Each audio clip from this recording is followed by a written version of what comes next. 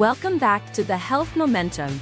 Today, we're talking about some of the most exciting developments in healthcare: AI-assisted diagnostics, nanobot therapies, and digital twins. And joining us is Dr. Daniel Cham, a physician and medical consultant who's been working at the intersection of medical technology and practice management. Welcome, Dr. Cham. Thanks, Jane. Really excited to be here and dive into this. Let's start big picture. When we say AI-assisted diagnostics, what does that really mean for a patient or a doctor in the clinic? Great question. Essentially, AI-assisted diagnostics are tools that help doctors interpret data faster and more accurately. Think of imaging scans, lab results, or even EKGs. The AI can highlight patterns or anomalies that might take a human longer to notice, but it doesn't replace the doctor. It's about augmentation, not automation. I love that phrase, augmentation, not automation. So it's like a second pair of highly trained eyes? Exactly, and the key is documentation and billing. That's where many clinicians hit a snag. There are only a few CPT codes today that properly cover AI-assisted services. So even if the tool improves patient care, reimbursement can lag behind, and that affects adoption. Interesting. So we have this amazing technology, but the financial infrastructure hasn't caught up. What are some specific areas where AI diagnostics are really making a difference right now, despite these challenges?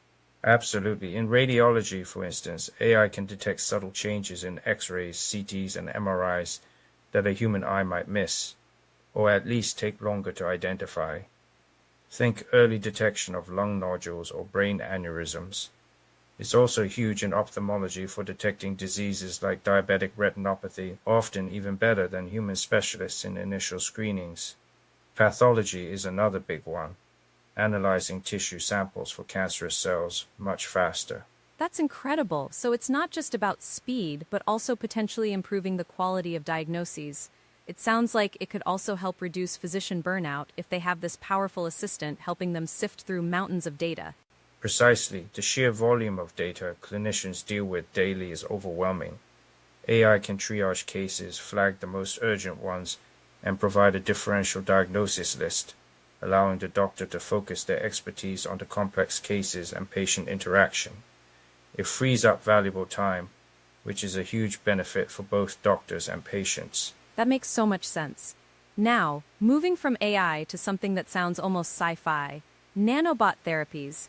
Can you explain what's happening there? Sure, nanobots are microscopic devices designed to travel inside the body, delivering drugs precisely where they're needed, or even performing tiny repairs at the cellular level.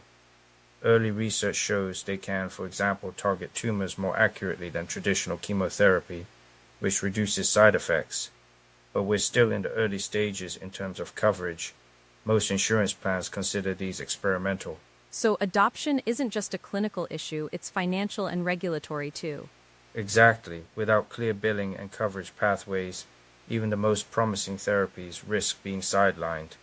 That's why payers, clinicians, and regulators need to collaborate now, not later.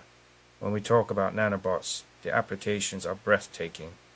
Imagine them clearing arterial plaque, precisely repairing damaged neurons, or even monitoring vital signs from inside your bloodstream. The precision is what's revolutionary. That's mind-blowing. But how do these tiny robots even work? How are they powered, controlled, and eventually removed from the body? Or do they just stay there? Those are the million-dollar questions the researchers are grappling with. Right now, many are designed to be biodegradable, so they dissolve naturally after completing their mission. For others, external magnetic fields or ultrasound might be used for guidance or activation.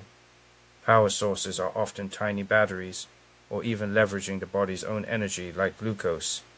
It's still very much a frontier, but the potential is so immense, it's worth the scientific heavy lifting. It sounds like something straight out of a movie. What are the biggest ethical concerns with nanobots, beyond just getting them approved and paid for?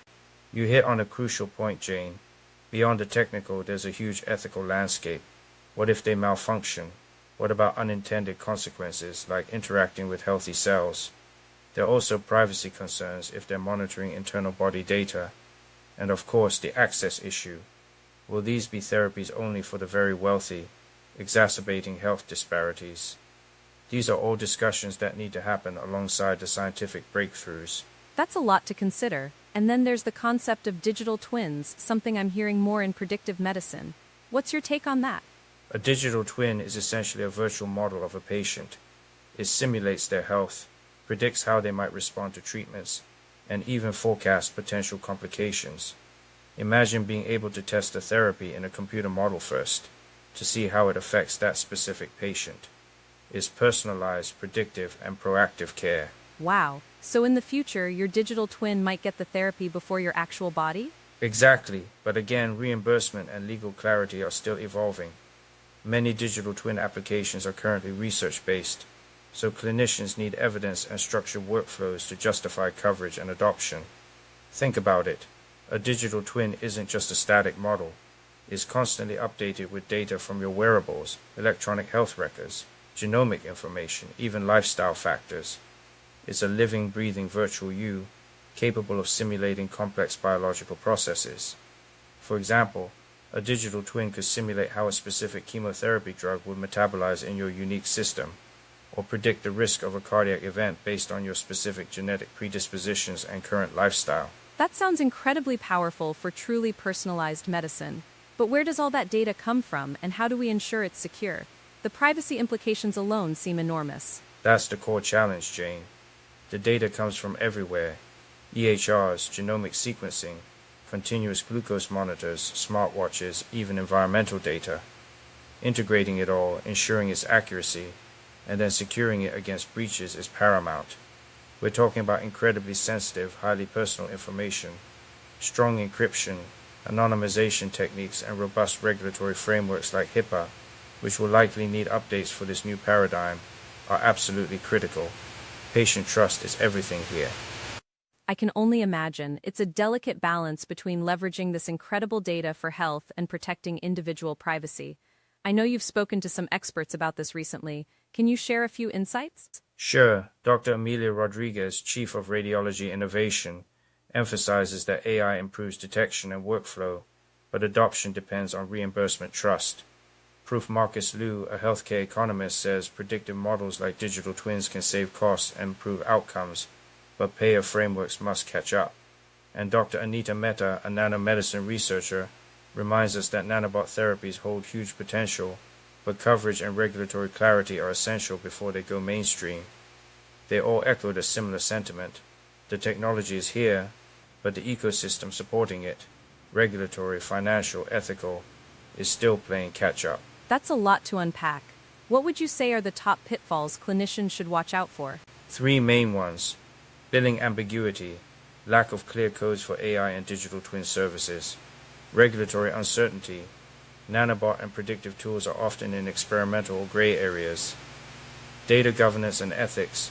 Predictive models need secure and ethical handling of sensitive patient data. But I'd add a fourth.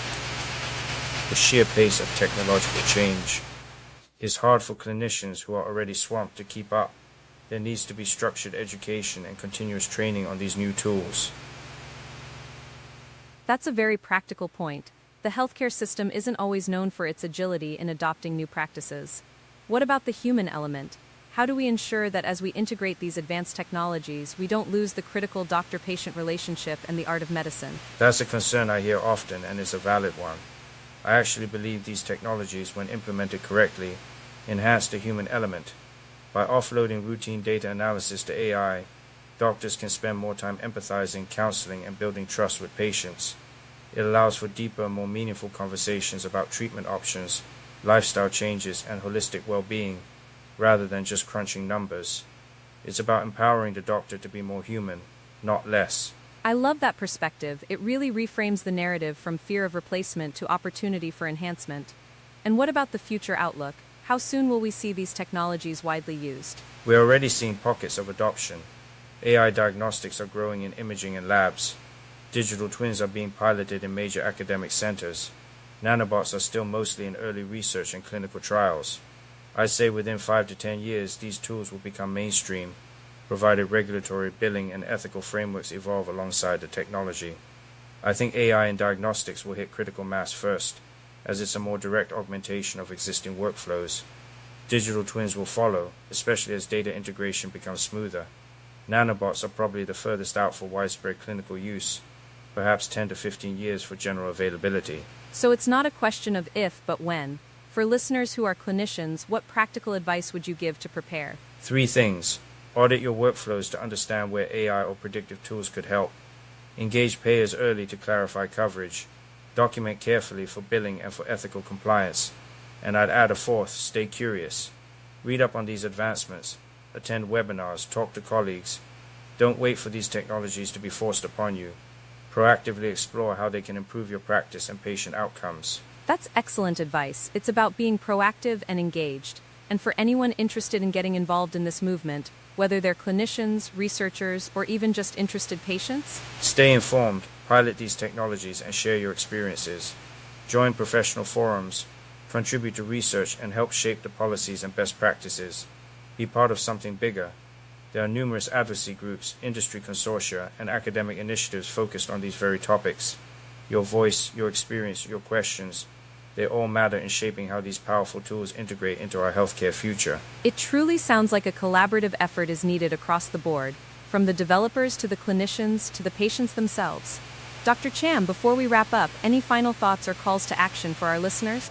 Yes, ask yourself, which emerging technology will impact your practice the most, and how can you start engaging with it today? Share your experiences, discuss with colleagues, and advocate for structured adoption in your institution. This isn't the future, it's happening now.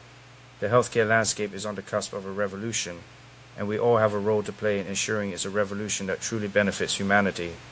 Don't be a spectator, be an active participant. The potential for saving lives, improving quality of life, and making healthcare more equitable is simply too great to ignore. Fantastic insights. It's a powerful message to end on. This isn't science fiction, it's our present and our very near future. Dr. Daniel Cham, thank you so much for joining us today. Thank you, Jane. It's been a pleasure discussing these exciting developments with you and your listeners. I truly appreciate the opportunity. And thank you to all our listeners for tuning in to Next Gen Health Insights. You can connect with Dr. Cham on LinkedIn. His profile is linkedin.com.ang.daniel-cham mmd 669036285. We'll be back next week with more deep dives into the future of health. Until then, stay healthy and stay informed.